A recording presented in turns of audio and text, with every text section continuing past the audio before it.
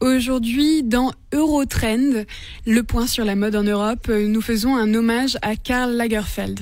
Et oui, Alexandra, bonjour. On en a parlé un peu partout en Europe cette semaine et plus largement dans le monde. Le grand Karl s'est éteint ce mardi 19 février. On le disait affaibli ces derniers temps. Le 22 janvier dernier, il brillait de son absence au défilé Chanel. Étrange puisqu'il n'avait jamais manqué un seul salut final depuis qu'il avait pris la tête de la maison en 1983.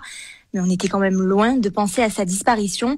Il faut dire qu'on le croyait immortel, lui qui s'était employé toute sa vie à entretenir son propre mythe, en refusant de donner son âge et en dissimulant les du temps derrière ses lunettes noires, Paul Montant et ses mitaines. Finalement, on avait presque oublié que derrière cette silhouette signature se cachait un homme, une silhouette signature, car son allure était devenue sa marque de fabrique, le logo de sa marque éponyme, Karl Lagerfeld.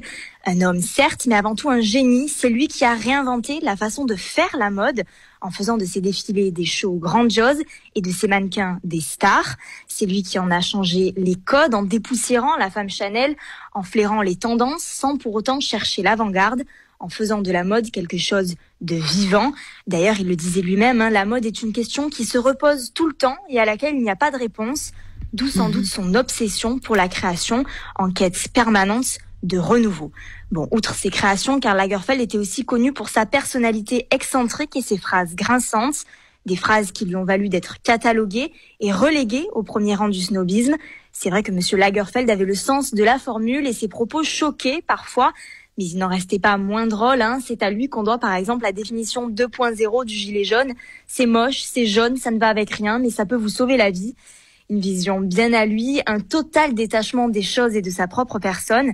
Karl était passé maître dans l'art de l'autodérision en créant une poupée à son effigie, motif d'ailleurs de nombreuses collections. Preuve qu'il ne se prenait peut-être pas autant au sérieux que ça.